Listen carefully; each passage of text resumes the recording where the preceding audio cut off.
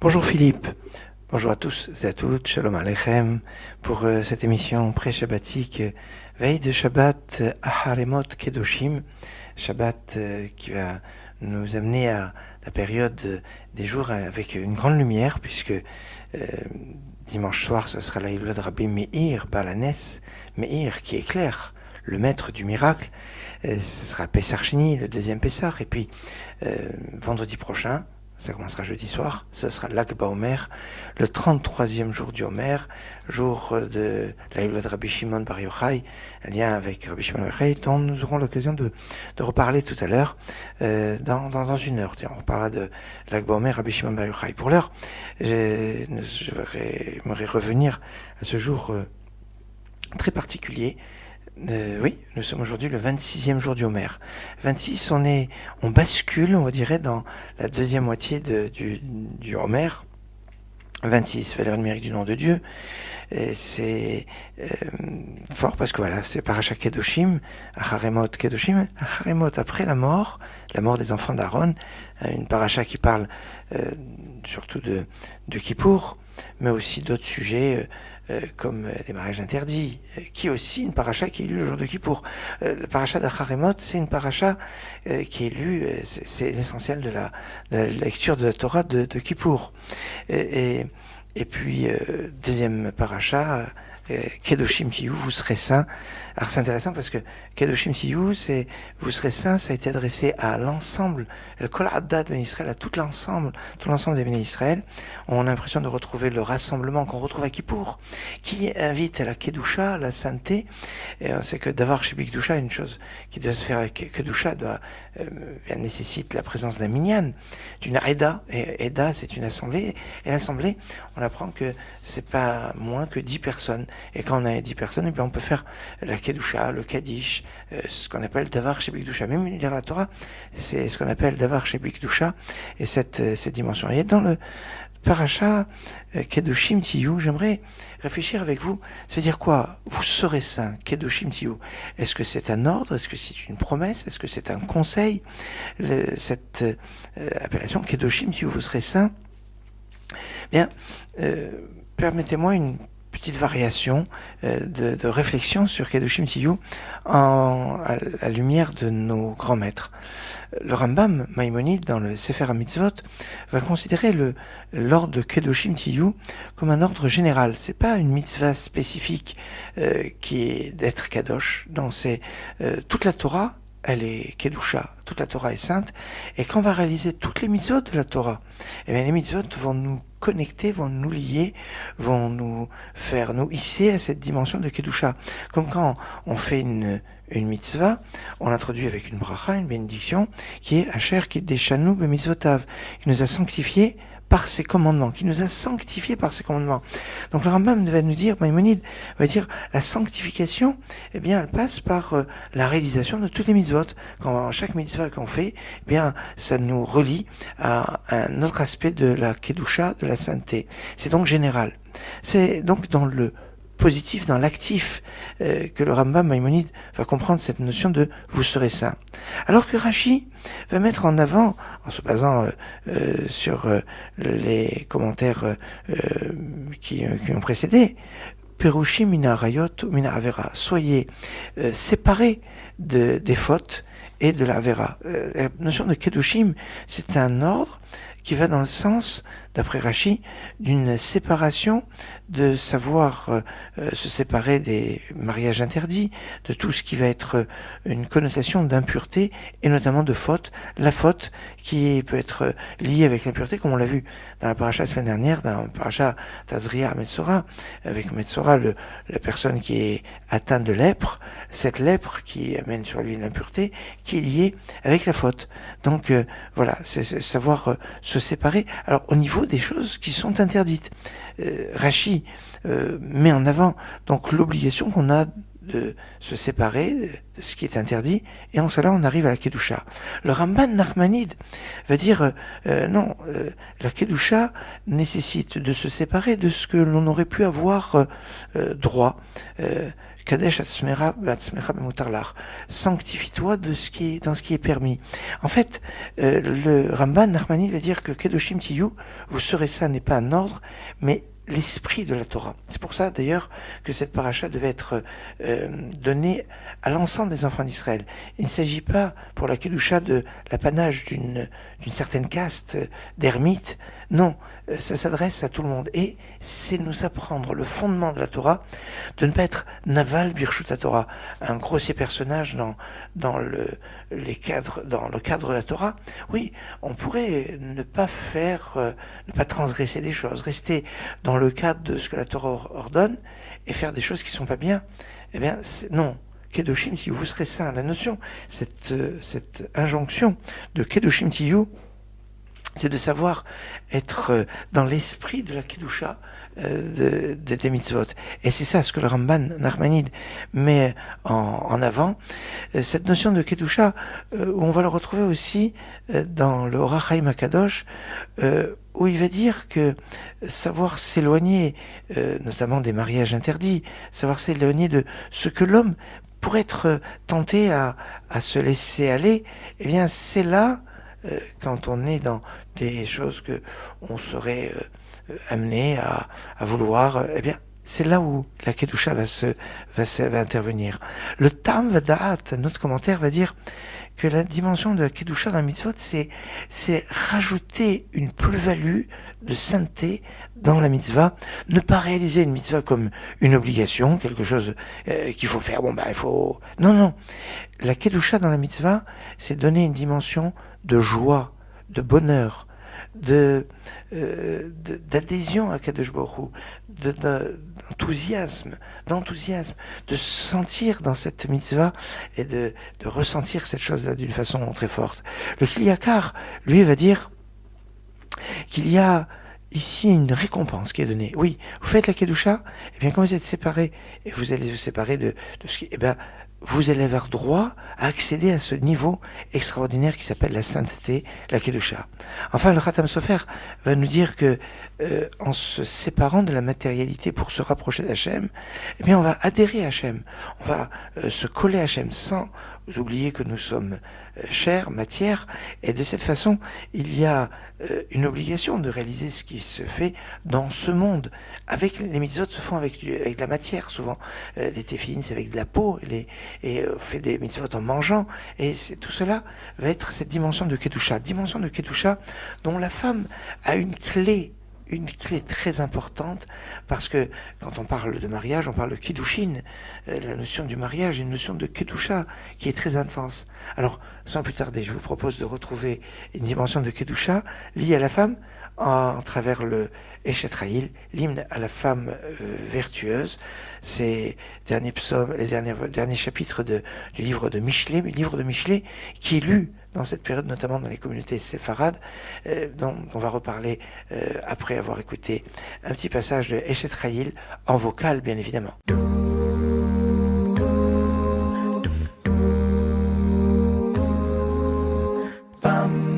אשת חיל מי ימצא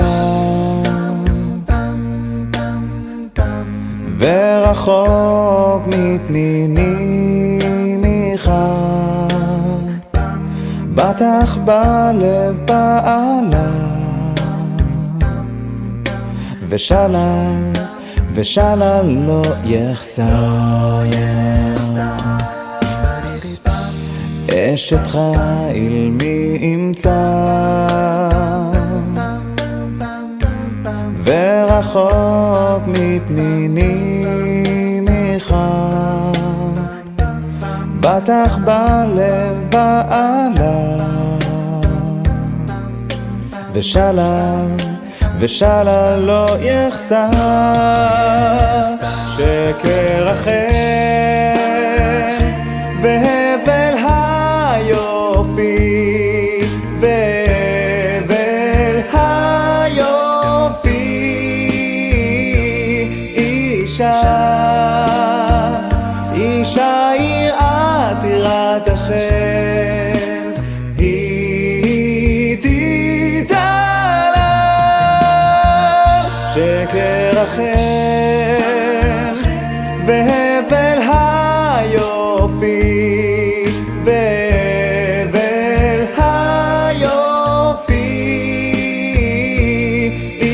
אישה, אישה יראת יראת השם, היא תתעלה.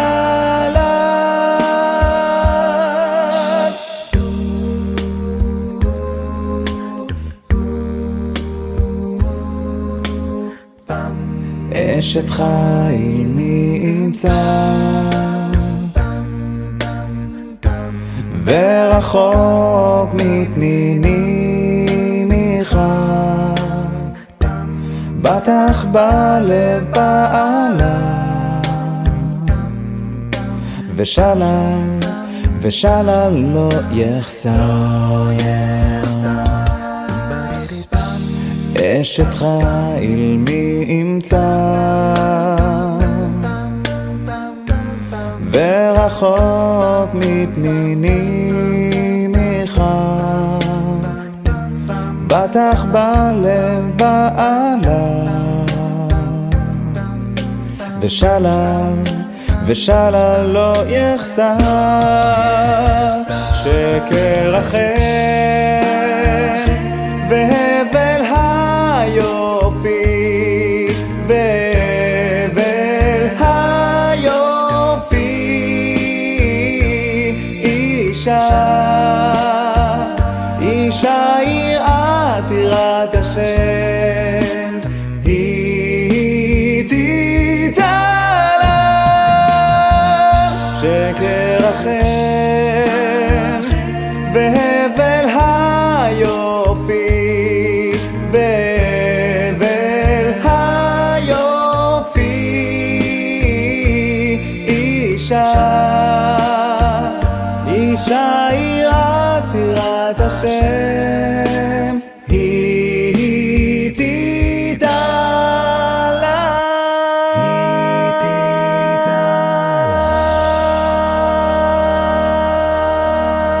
Voilà un petit passage des livres de Michelet. Alors Michelet, ce sont les livres des proverbes du roi Salomon. Et c'est intéressant d'évoquer cela parce que Shlomo, c'est le Chacham, c'est le sage par excellence.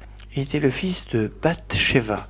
Bathsheba, la fille de Seth, c'était cette femme de David qui avait perdu un enfant, le premier enfant est Niftar. Et quand on parle de Chacham, de sage, parmi les maîtres de la Mishnah, on pense à Rabbi Meir Baal HaNes, dont ce sera la Hiloula justement dimanche soir. Et on dit de Rabbi Meir justement qu'il avait 300 mashalim, 300 paraboles. Et c'est intéressant ce principe de parabole, des mashal, Michelet, qu'on retrouve entre Salomon le Chacham, Rabbi Meir qu'on appelle le Chacham, Rabbi Meir qui était marié lui à Brouria, une femme très très sage, et ils vont perdre aussi des enfants. Surprenant cette similitude, et dans les livres saints on va dire que il y avait une sorte de réparation qui s'est faite dans la vie de Rabbi Meir avec son épouse, où ils étaient les réincarnations quelque part de Salomon, de Bathsheba, avec un lien, une réincarnation aussi par rapport à Dina qui avait été prise, Dina qui était la fille de Léa, qui avait été prise par Shechem ben Hamor, Shechem le fils de Hamor dans la ville de Shechem. Et souvenez-vous, là-bas on parle de 24 000 personnes qui ont été passées au fil de l'épée. Ah, oui, c'est 24 000, comme les 24 000 élèves de Rabbi Akiva.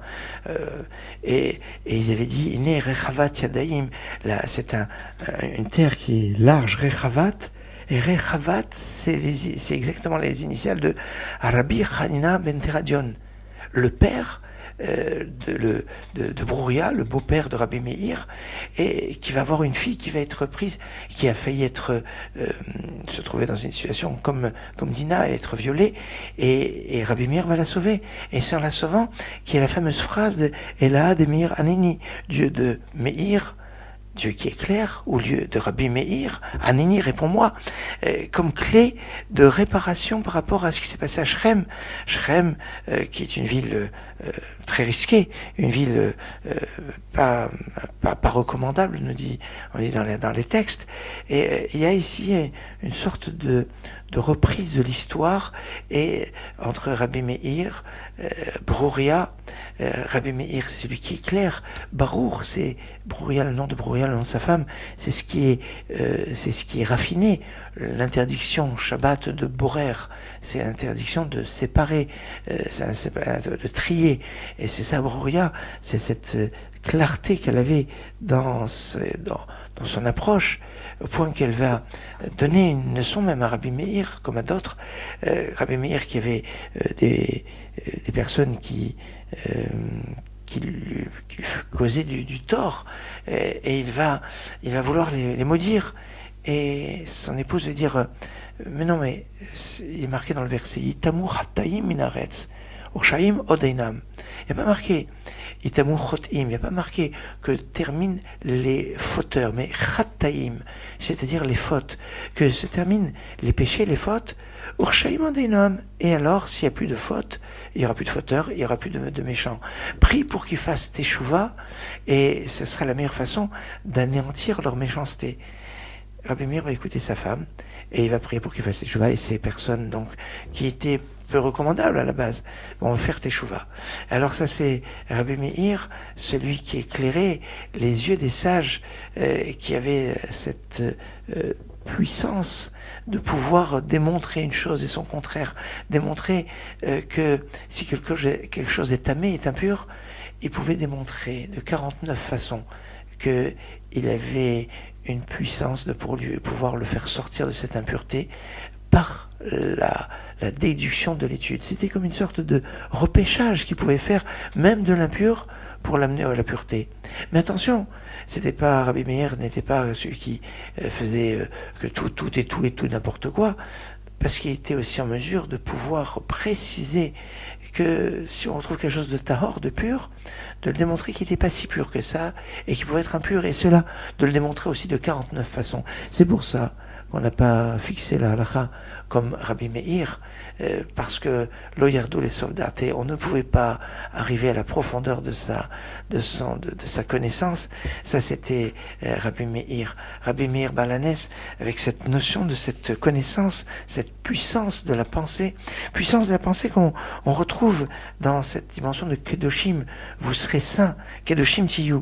Un Kedoshim, ça peut être les initiales de Kedusha, Dibour, Shtika, Yedia, Marshava. Regardez le mot Kedoshim, au titre de cette paracha que nous lirons, cette deuxième paracha que nous lirons ce Shabbat, peut être les initiales de Kedusha, le kouf c'est alors la sainteté.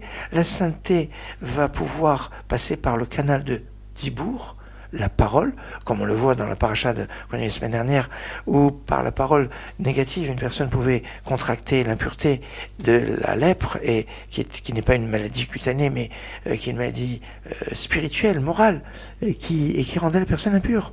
Et alors il y a cette notion du dibour, kedoshim, dibour. Le shin, c'est la shtika, c'est le silence. Le silence qui peut être aussi une clé de sainteté, parce qu'il faut savoir garder le silence, ou de savoir rester silencieux quand il y a un moment de colère, un moment de truc, de rester dans cette dimension de silence, ou de silence quand on est à la tefila, de silence pour écouter la kedusha, de silence pour respecter la kedusha, la sainteté d'une synagogue, d'une Beth Knesset. C'est cette dimension de ce silence, la troisième lettre du mot kedoshim. La quatrième lettre du mot Kedoshim, c'est le Yud. Le Yud de l'Edia, de la connaissance, qui est la plus petite lettre de l'alphabet, le Yud. Ce Yud, c'est cette notion de la connaissance, de cette conscience que l'homme doit avoir. Et c'est ça, quand il y a une notion de cette conscience qui va être liée à la sainteté. Enfin, Cette conscience doit être avec une orientation, une mahshava, là le même de Kedoshim. Cette mahshava, cette pensée, cette orientation, cette conscience de la pensée, de l'orientation de la pensée va être quelque chose de fort, et de faire attention à ne pas polluer sa pensée avec de mauvaises pensées, et d'avoir toujours une pensée de sainteté, de pureté, d'être occupé de mitzvot, d'études de la Torah. Et il y a une connotation très forte liée avec les corbanotes, avec les sacrifices. Mais c'est ce que nous allons voir après un petit peu de, on va dire, petite réflexion musicale. Il va voir l'information, et on va se retrouver après pour réfléchir sur cette puissance insoupçonnée de la pensée qui nous accompagne. Mais pour l'heure, je vous propose de retrouver Shlomo Yehuda Rechnitz avec la chorale Chaverim. Shlomo Yehuda Rechnitz et la chorale Chaverim dans une interprétation de Madoua. Pourquoi Madoua? C'est les questions qui vont chercher des réponses. Madoua, Shlomo Yehuda Rechnitz et la chorale Chaverim.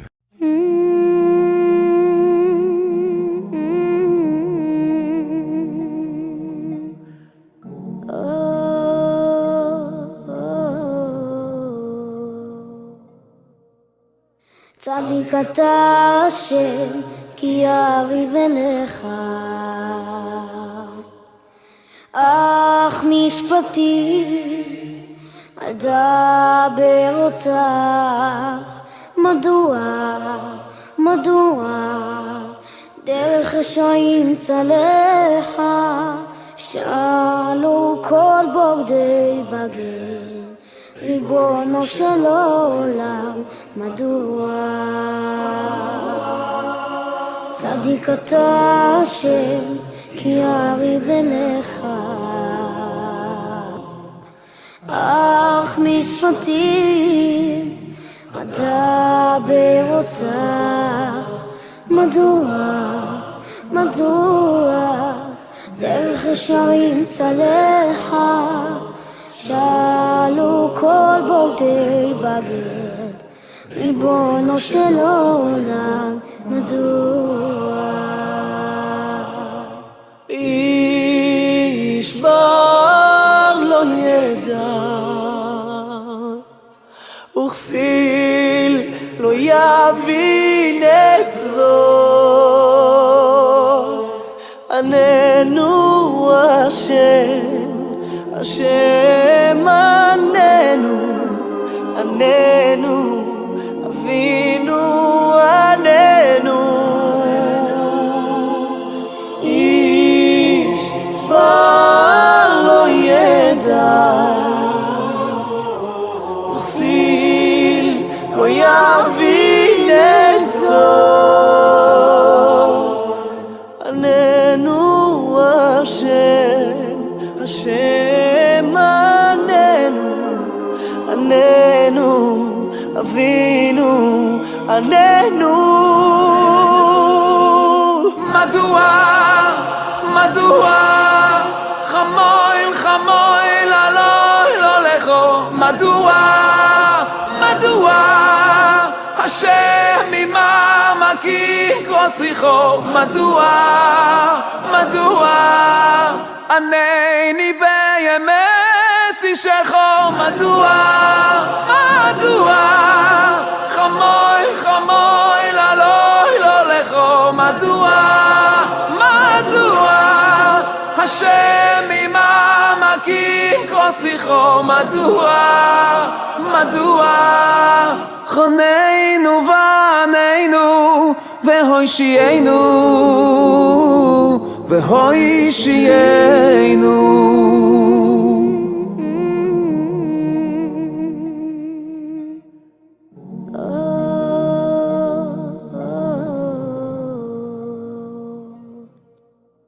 צדיק אתה השם, כי יריב אליך.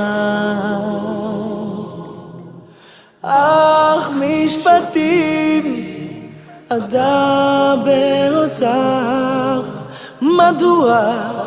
מדוע דרך רשעים צלחה שאלו כל בוגדי בגד ריבונו של עולם מדוע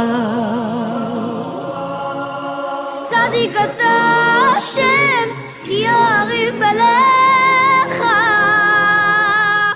אך משפטים אתה ברצח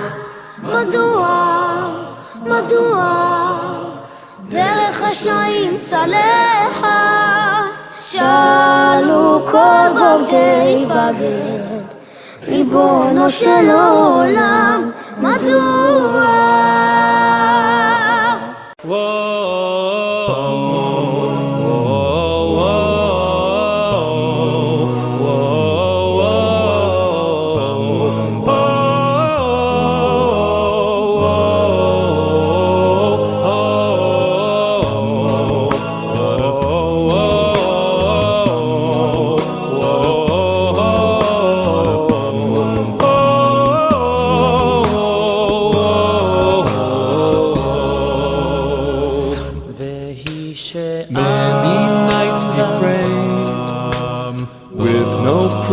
anyone could hear.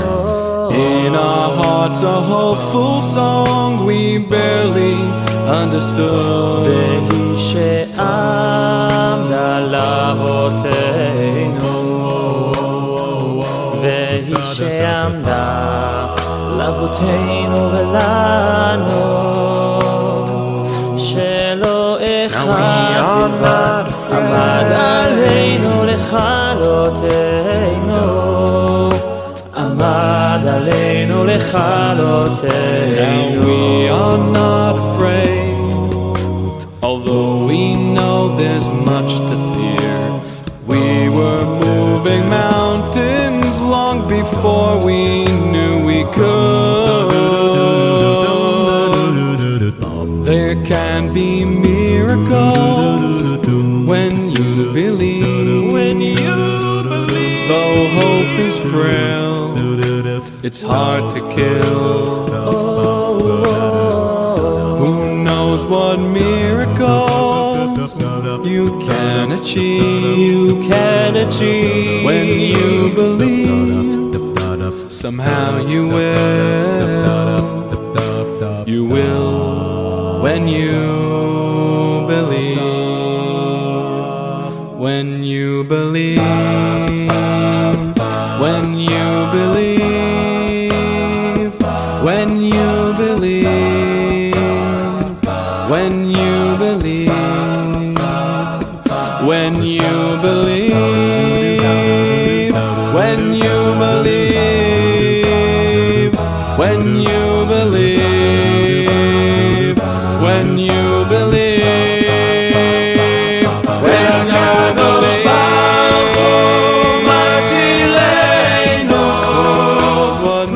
miracles you can achieve.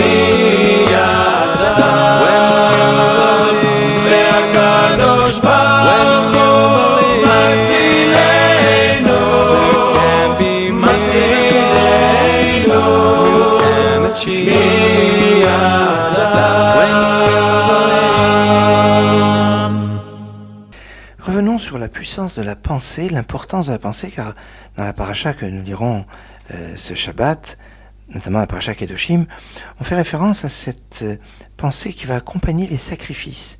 Aujourd'hui, il n'y a plus de sacrifices, et les sacrifices sont remplacés par la prière. Alors, il y a peut-être une réflexion à mener quant à la puissance de la pensée liée avec la prière. Et je dirais que par rapport à la prière, la pensée sera encore plus importante que dans les sacrifices, parce que le sacrifice, il s'agit d'actes, évidemment, il faut une pensée, mais la prière, ce sont des mots, et les mots sont l'expression d'une pensée, et donc ça doit être encore plus remarquable et plus fort. Et c'est intéressant parce que quand on parle donc des corbanotes, des sacrifices, il faut que le sacrifice, au moment où il était réalisé, il fallait que dans la pensée, le Kohen qui l'amenait pense à ce que les choses se fassent dans leur temps, dans le temps imparti au sacrifice et dans le lieu imparti au sacrifice. Et s'il n'y avait pensé en dehors du temps ou en dehors du lieu, eh bien, ce sacrifice va s'appeler pigoul, et pigoul donc rejeté et n'est pas acceptable. C'est une halakha qu'on appelle halakha le Moshe Messinaï. C'est pas une halakha qui est marquée en toutes lettres dans la Torah, parce qu'il est marqué l'irtzonchem tisbachu, en fonction de votre volonté, vous le ferez ce sacrifice. Et de là, on va apprendre que Emit Asek Bekodashim Shepasoul, celui qui s'occupe d'autre chose, qui fait les sacrifices tout en étant absent au niveau de sa pensée, eh bien le sacrifice serait pasoul. On doit avoir une kavana, une intention, comme c'est marqué dans le traité Choulin, page 13a. Cette intention va avoir sa force dans l'importance de cette pensée. C'est marqué dans notre paracha, chapitre 19, versets 5 à 7, mais c'est une notion qu'on retrouve aussi dans parachat Tzav, toujours dans le Lévitique, chapitre 7, verset 18, donc en deux endroits, notamment dans le Lévitique, parce qu'il faut savoir que dans un sacrifice, il y avait 4 actions qui étaient fondamentales. C'est la shrita, évidemment, la bête qui va être égorgée, de recevoir le sang de cette bête qui était après amenée, donc recevoir, amener la Kabbalah, la holacha, et après ce sang était versé sur l'autel, la zrika. Et c'est dans chacune de ces actions, il fallait avoir la pensée qui soit dans le cadre du temps et de l'espace, et avec une importance plus marquée sur le temps que sur l'espace. Parce que si le Kohen avait l'intention qu'on mange ce sacrifice en dehors de son temps, c'est-à-dire ces 2 jours, eh bien on était chayav karet, passible de retranchement si on mange de ce sacrifice, même si on le mange dans le temps, parce qu'il a été rendu invalide par la pensée en dehors du temps. Alors si c'est en dehors de son espace, alors que le sacrifice doit être mangé dans un endroit bien précis, si on pense le manger ailleurs, en dehors de cet endroit, alors c'est interdit, mais on n'est pas chayav karet, c'est pas passible de retranchement. On voit ici ces notions de la puissance de la pensée qui sont ici, je dirais, de façon marquante. Et cette pensée, ce qu'on retrouve aussi dans l'intention qu'avaient les enfants de Aaron, Nadav et Avihu, où il y avait une sorte de pensée de vouloir réparer le monde, mais des fois on n'y arrive pas. Là, et c'est ça le début de Acharemot, lien entre Acharemot, après la mort des fils d'Aaron, qui introduit le jour de Kippour, et c'est une notion de Teshuvah. Et on a ici des choses qui sont fondamentales sur les notions des fondamentaux, on pourrait dire, de la réparation du monde. Dans le traité Baba Kama, la première porte, un bab c'est la porte, mais c'est en fait dans le Talmud, on nous fait référence au fait qu'il y a 4 éléments qui peuvent causer des dommages. Ashor, Abor, Mavri, Vaevaer, qui l'interprétation en fait c'est dans le shor, le taureau, le puits, là-dedans, alors on va voir ce que ça veut dire, et Vaer c'est le feu. En fait, je suis en train de vous faire une connexion entre Parashat Mishpatim où sont évoqués ces quatre éléments, Parashat Mishpatim où il y a 53 mitzvot, et le Parashat Kedoshim, qu'on a évoqué avant, où il y a 51 mitzvot. Vous voyez, dans les deux, sont très riches, ces 2 parashot, Mishpatim d'un côté et Kedoshim, en connexion avec Acharemot. Alors, revenons à ces éléments qui peuvent causer un dommage. Le shor, le taureau, c'est ce que les animaux d'une personne, les animaux vivants, pourraient causer comme dommage. Alors, une interprétation serait soit en marchant, quand la bête marche et qu'elle pourrait il va avoir des projections, des choses comme ça. Alors une autre lecture va dire c'est tout ce qui va être lié au taureau, pas seulement quand il marche, mais aussi quand il mange, quand il profite quelque part, pas seulement dans la façon d'aller, ou alors quand il va encorner. Ça peut être aussi en tout cas ça va être lié avec le taureau. Le deuxième c'est le bord, c'est le puits, en fait qui est de poser quelque chose qui peut donner un dommage, mais qui va se trouver dans le domaine public et qui est statique, qui ne va pas à l'encontre, qui reste à un endroit bien précis. Mav'e, alors une discussion de Rav et Shmuel, c'est quoi Mav'e? D'après Rav, Mav'e, ben c'est l'homme qui peut faire des dommages. Pourquoi l'homme on l'appelle Mav'e? Très intéressant ce passage du Talmud. Mav'e, c'est celui qui demande. Et l'homme, sa définition, c'est celui qui demande, celui qui prie, celui qui va demander à Dieu, eh bien, ce qu'il va avoir besoin. C'est la définition de l'homme, celui qui va demander.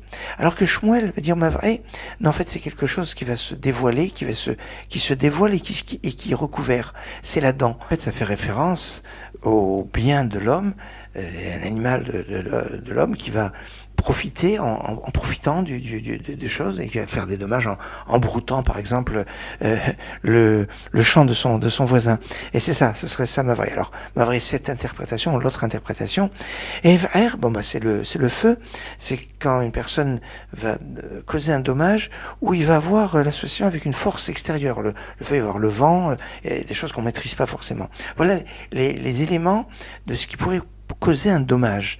Et en fait, ces dommages, c'est en fait les dommages du monde qu'on retrouve à travers 4 fautes. 4 fautes qui sont fondamentales dans l'histoire humaine. La première faute, c'est la faute d'Adam Arishon. Adam, le premier homme, c'est l'homme. Alors, d'après Rav, ce serait Mav'e, c'est la référence à l'homme, parce qu'il a mangé. Alors, on trouve l'aspect de profiter du monde. Il a mangé de l'arbre de la connaissance du bien et du mal, et ce serait donc une faute, donc cette faute fondamentale pour le monde. Une autre faute qui va être une clé dans l'histoire, c'est la vente de Yosef. La vente de Yosef, oui, c'est ce qui va entraîner pour certains la descente en Égypte, et jusqu'à présent certains nous disent que cette faute n'a pas été encore réparée, comme la faute d'Adam Arishon. Et il y a des connexions entre les deux aspects, et en fait ça pourrait être lié la vente de Yosef avec le puits, parce que souvenez-vous que les frères de Yosef avaient jeté leur frère dans un puits, et ça va être de ce puits que il va se passer des choses. Et donc le puits, c'est le bord. Autre élément grave dans l'histoire, alors ça c'est dans l'histoire collective du peuple d'Israël quand il sera sorti d'Égypte, ça va être le veau d'or. Et oui, le veau d'or, ça c'est la faute par excellence, qui réactive la faute d'Adam Arishon. On dit que les enfants d'Israël, quand ils ont reçu la Torah, ils sont arrivés au degré de Adam avant la faute.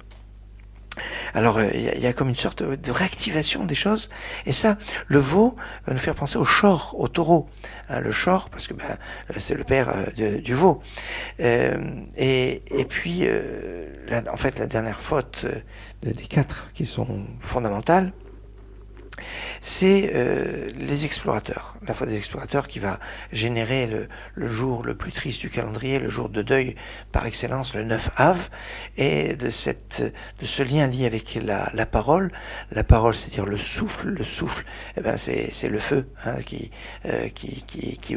est poussé par le vent, le souffle. Et remarquez que donc c'est tous ces éléments de ces fautes, la faute d'Adam Arishon, le premier homme, la vente de Yosef, le veau d'or et les explorateurs, se retrouvent dans ces avot de ces pères, Arba Avot Nezekin, les 4 pères des dommages, et c'est Mav'e, qui est défini par Mav'e, Bor, Shor et Esh. Donc Mav'e, c'était l'homme.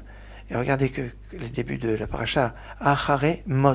Mot, ça commence à même comme Mav'e, qui fait référence à l'homme. Après Shene, Bene Achare Mot, Shene Ben Aaron. Shene, c'est le shin de Shor. C'est le taureau, le taureau, le père du veau. Bene, c'est le bête. Bête, ça nous fait penser au bord. Bord, c'est le puits. Le puits lié avec la vente de Yosef. Et enfin, Aaron, Le Aleph, c'est le Esh, le feu, lié avec Ev'er, le feu, cette autre tête de chapitre, je dirais, des fautes liées avec cela. Alors, on se rend compte comme ça qu'il y a dans notre paracha, en début Acharemot, cette référence avec les fautes.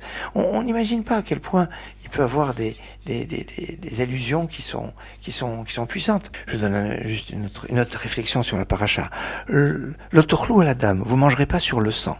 Ça veut dire que un bédine ne peut pas manger tant qu'ils n'ont pas fait, pas donné la justice. Cette notion de justice, c'est quelque chose de fondamental, la justice, la responsabilité de la justice.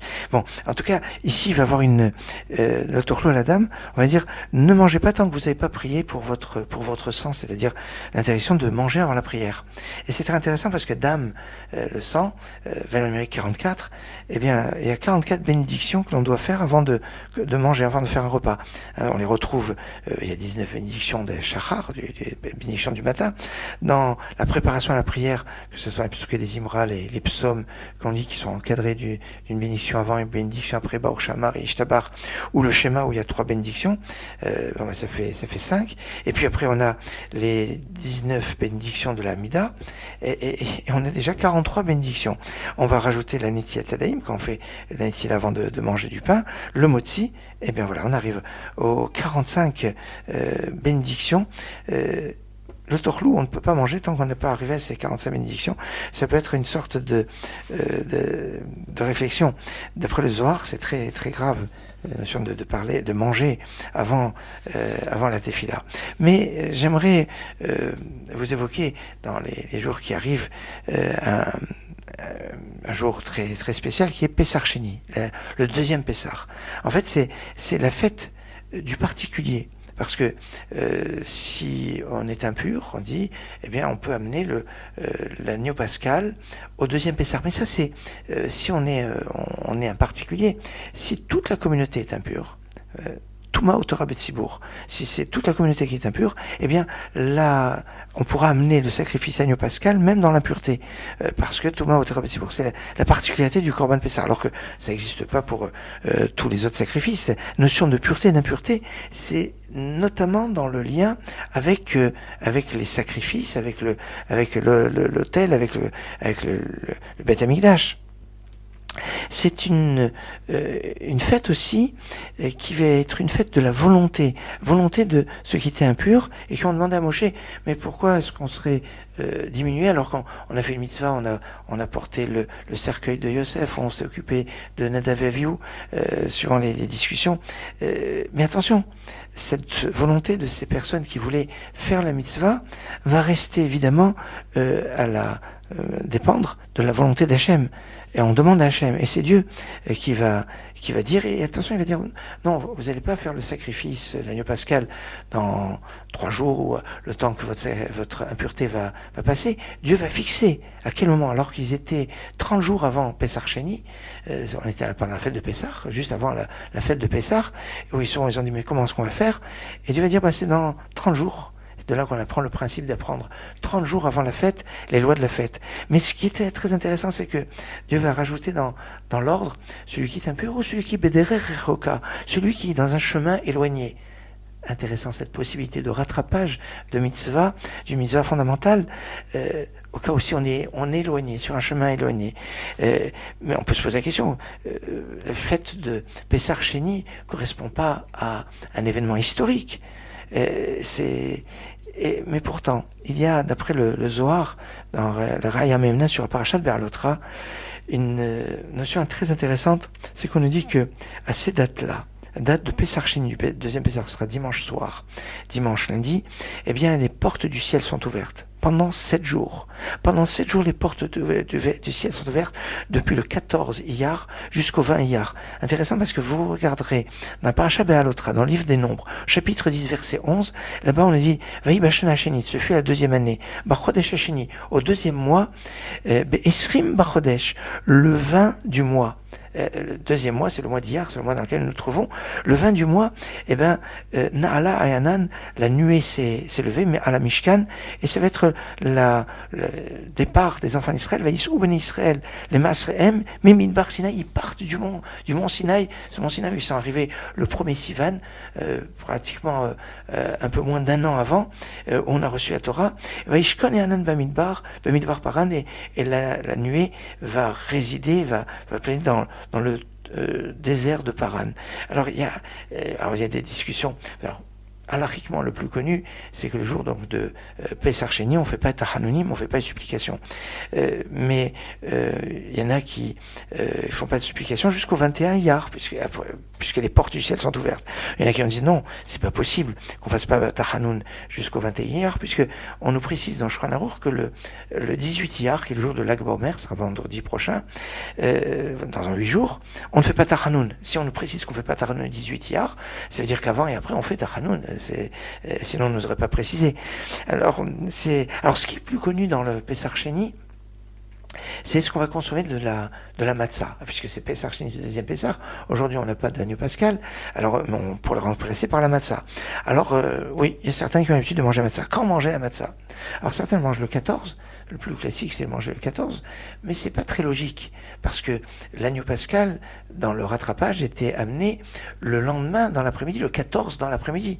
Donc certains vont dire non, il faut manger la matzah dans l'après-midi du 14, autrement dit pas dimanche soir, mais lundi après-midi. Et puis certains vont dire mais non, si on doit faire comme le Korban Pessah qui était fait, il n'était pas mangé dans l'après-midi, il était mangé le soir. Donc ça fait en fait le soir du 14, c'est-à-dire le 15. Sauf que dans les textes, le 15, il n'est pas référencé comme le jour de Pesach Sheni. Pesach Sheni, c'est le 14. Alors, en fait, on mangerait de la matzah en souvenir du moment où on a offert le sacrifice, c'est pas au moment où on l'a mangé. Ça reste ouvert. Et puis alors, certains vont manger aussi du maror, aussi des herbes amères. Certains vont manger des œufs. Des œufs durs, en signe de deuil, parce que on n'a pas de Korban Pessah. Et puis, vous avez, d'après le Gaon de Vilna, une interdiction de manger la matzah. Le Gaon de Vilna dit non, il y a une mitzvah de manger la matzah, de la manger à la fête de Pessah. Mais maintenant, quand on est à Pesach Sheni, on n'amène pas d'agneau pascal. Donc, s'il n'y a pas d'agneau pascal, il n'y a pas de raison de manger les matzot. Et puis, rajouter une mitzvah comme ça se fait pas. Donc, d'après le Gaon de Vilna, il n'y a pas de raison de manger de la matzah à Pesach Sheni. Alors, chacun pourra faire suivant sa tradition. Le plus classique est quand même de consommer de la matzah. Moi, je conseille plus le 15, c'est-à-dire plus pour lundi soir, de manger de la matzah, puisque c'est ce qui correspond plus au moment. Mais ceux qui mangent le 14 au soir, c'est la tradition qu'on retrouve la plus classique. Mais évidemment, le jour de Pesach Sheni, c'est Rabbi Meir qui est à l'honneur, on en a parlé tout à l'heure, Rabbi Meir Bar Alanes, dont c'est la Hiloula ce jour-là. Mais est-ce que c'est vraiment sa Hiloula? Il y a de quoi discuter et de quoi approfondir sur ce point-là.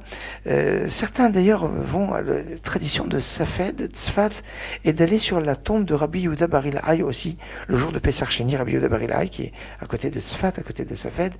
Et donc c'est un moment de pèlerinage sur les tombeaux des tzadikim, parce que leur route, alors à défaut, quand on ne peut pas s'approcher parce qu'on est loin, et puis avec la période actuelle, on peut faire des choses à distance et étudier les paroles de Rabbi Meir. Alors il y a un livre entier qui s'appelle Meir Bat Ayin, où sont consignés tous les enseignements de Rabbi Meir, où il est marqué en toutes lettres. Parce qu'en fait, comme on l'a dit, c'est un Mishnah Rabbi Meir, quand on a un Mishnah qui n'a pas d'auteur, c'est Rabbi Meir. Mais il y a des endroits où Rabbi Meir est marqué en toutes lettres. Et puis des fois on parle de Acherim. Acherim, c'est aussi Rabbi Meir Bar Alanes, à une période de tzadikim. On va marquer une petite pause musicale. On se retrouve exceptionnellement tout à l'heure encore, et là on parlera de Lag BaOmer, puisque ce sera jeudi soir prochain, vendredi prochain. Alors la semaine prochaine on pourra faire une émission spéciale Lag BaOmer, mais je dirais en avant-première, et puis parce qu'il y a peut-être des choses à savoir avant Lag BaOmer, nous allons tout à l'heure approfondir un petit peu les aspects, la symbolique de Lag BaOmer, qu'est-ce que c'est, tout ça, après une petite pause, une respiration musicale, je dirais, une respiration de réflexion sur le silence.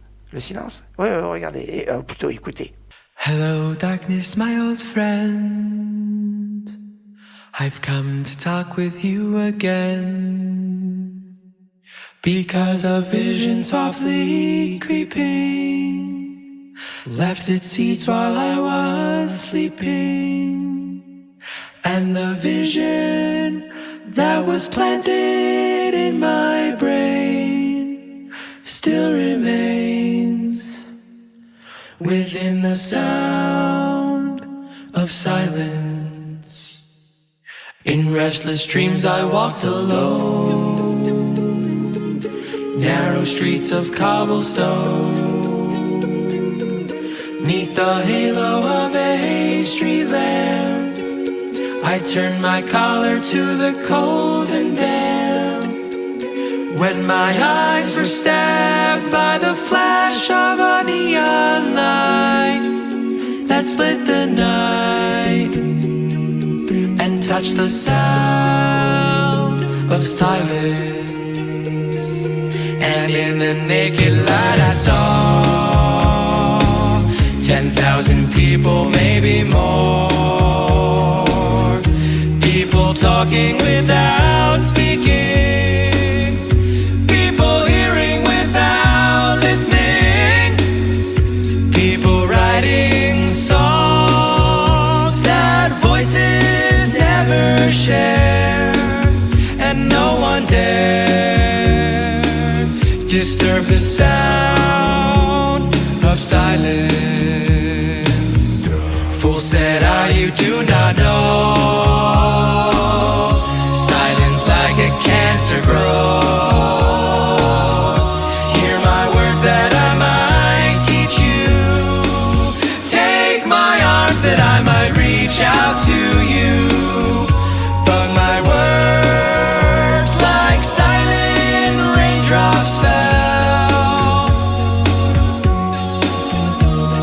and echoed in the wells of silence. And the people bowed and prayed to the neon god they made, and the sign flashed out its warning in the words that it was forming. And the sign says the words of the prophets are written on the subway walls and tenement halls, and whispered in the sound of silence.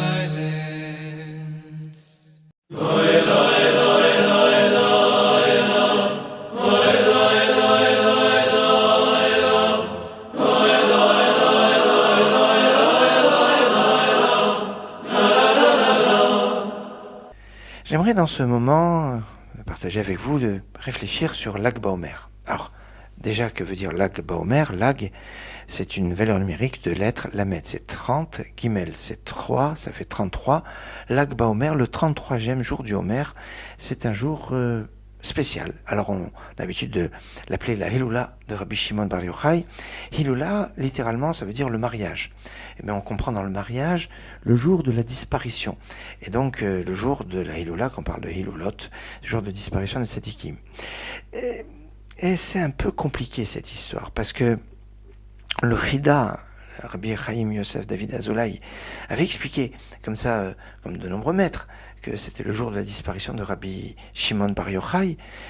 Mais après, il est revenu là-dessus, et il a dit non, ça peut pas être le jour de sa disparition, il s'est passé autre chose. Qu'est-ce qui s'est passé exactement ce jour-là? Alors, on va dire, c'est la fin de l'épidémie de la mort des élèves, des 24 000 élèves de Rabbi Akiva. Sauf que dans les sources, certains vont dire non, c'est pas le 33, c'est le 34e jour du Homer. C'est la tradition séfarade la plus classique, c'est que ça s'arrête pas le 33e et le 34e. Alors bon, le 33, qu'est-ce qui se passe? Ça a commencé à s'arrêter. Pas évident.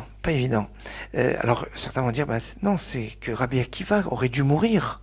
Et il n'est pas mort. Oui, parce que si on dit que c'est la fin de l'épidémie, c'est bien s'il reste beaucoup d'élèves. mais 24 000 sont morts. Elle s'est arrêtée l'épidémie, faute de combattants, puisque ils sont tous morts. Et oui. Et alors ne dites pas qu'après il est resté les 5 élèves, parmi lesquels Rabbi Meir, Rabbi Shimon. Non, puisque on nous précise que Rabbi Akiva est parti dans le sud pour aller rechercher ses maîtres, Rabbi Meir, Rabbi Shimon, Rabbi Yehuda, et il est reparti. Et c'est une grande leçon de jamais se désespérer, jamais désespérer. C'est la grande leçon du Homer, Rabbi Akiva, qui malgré avoir perdu 24 000 élèves, il n'a pas désespéré, il a continué à former encore des élèves après cela. Et donc, c'est alors la fin des... alors, pas évident.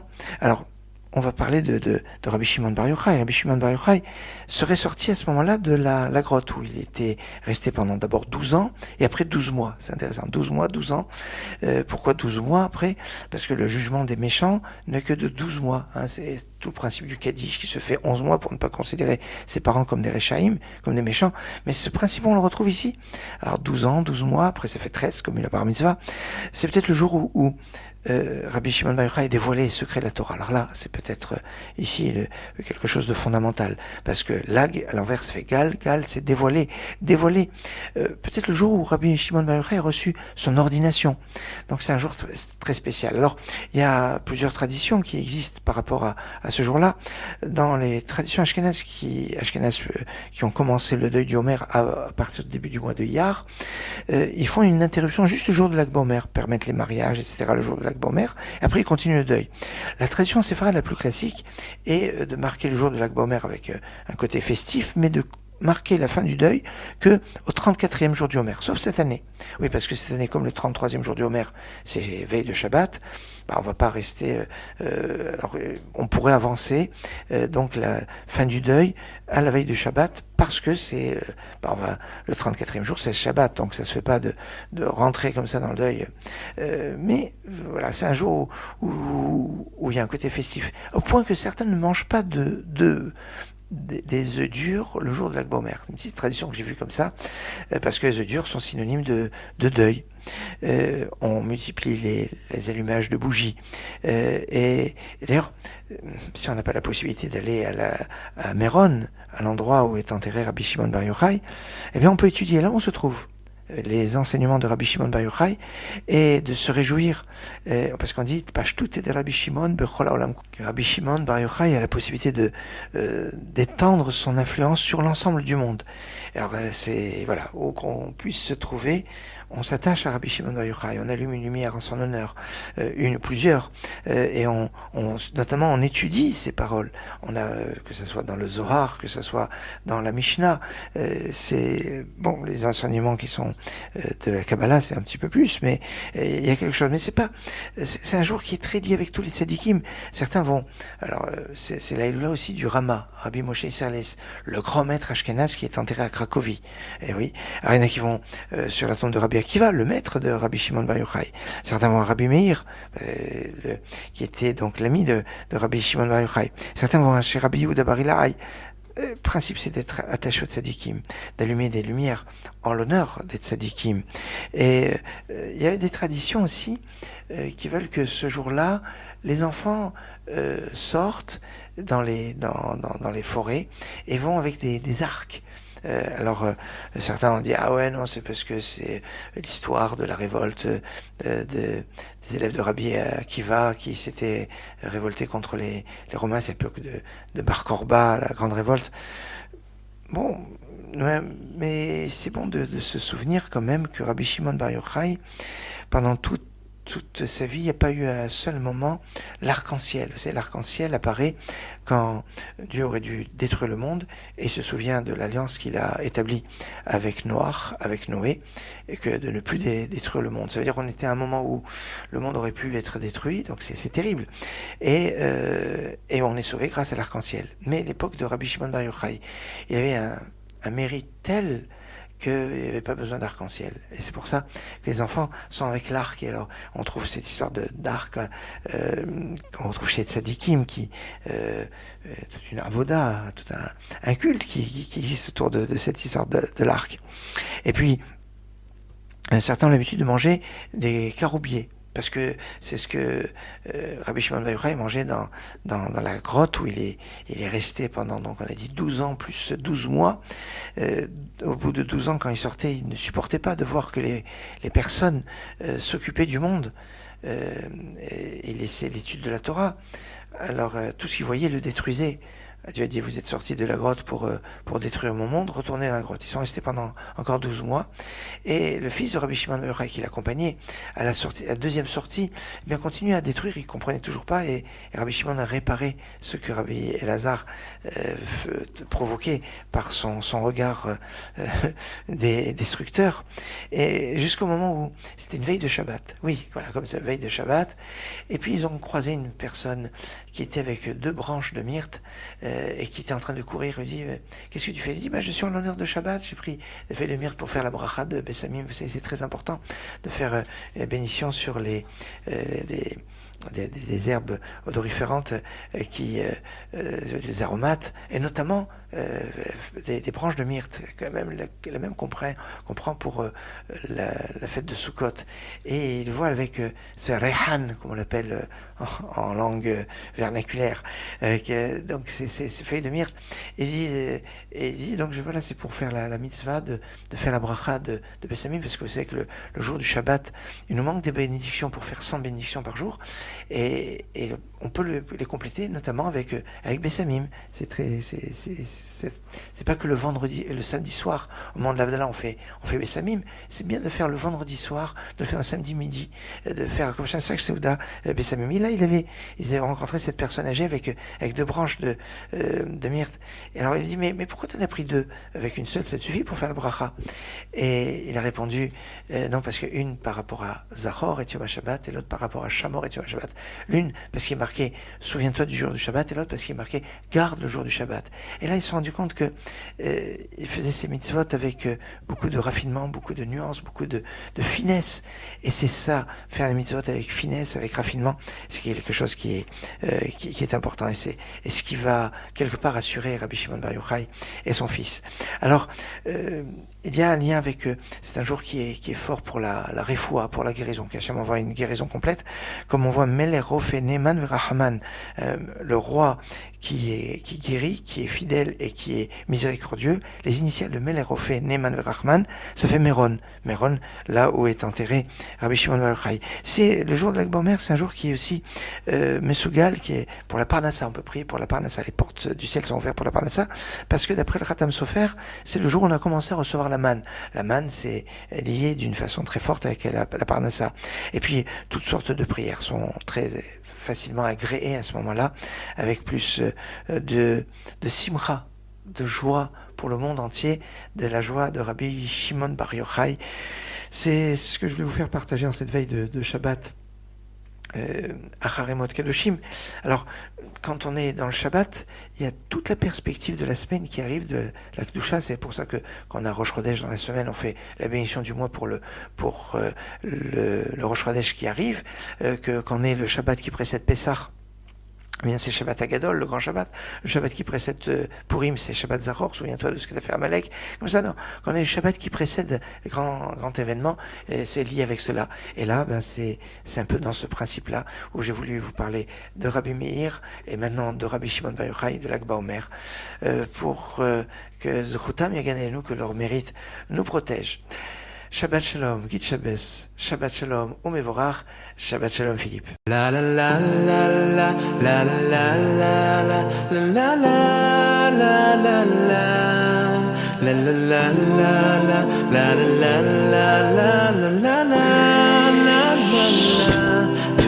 לפעמים מרגישים שהחיים כל כך קשים, מה יהיה עוד יום עוד שנה? אבל אני מחייך לא דואג להמשך, כי יש לי אמונה. לפעמים מרגישים שהחיים כל כך קשים, מה יהיה עוד יום עוד שנה? אבל אני מחייך לא דואג להמשך, כי יש לי אמונה. אני מאמין בניסים, אני יודע שיש אלוקים, והוא בורא עולם, הכוח של כולם, שומע את קולי.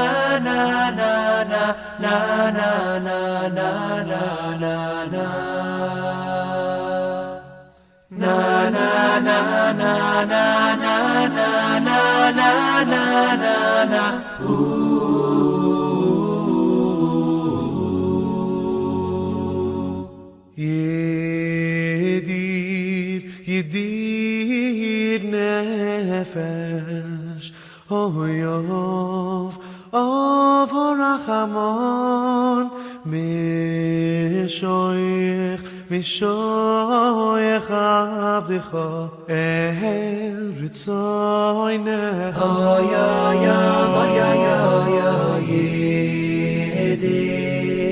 Yedir nefesh Av Rachamon Mishoich Abdecha El Ritzoynecha Yorut Abdecha Ki moyayo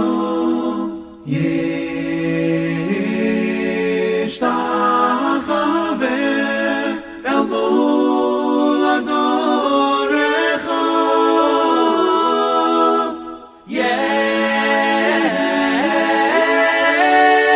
Yeravai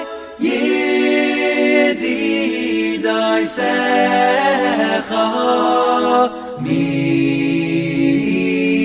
Minai Vesof V'cholto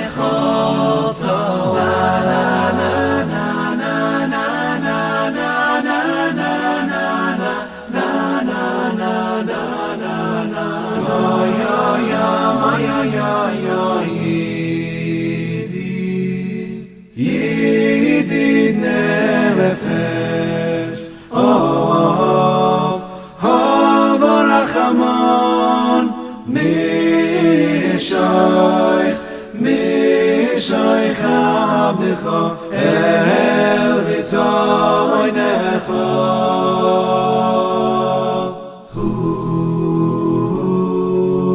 Yedid nefesh Av Rachamon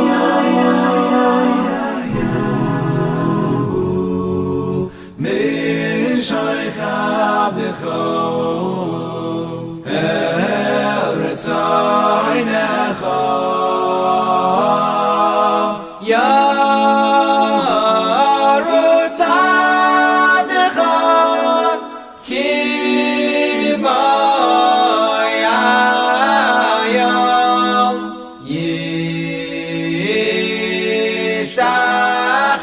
Yishtachaver El mul adorecha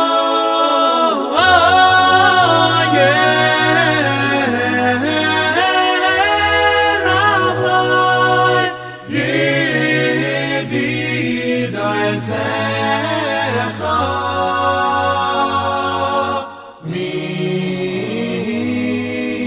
Minoi Vesof V'cholto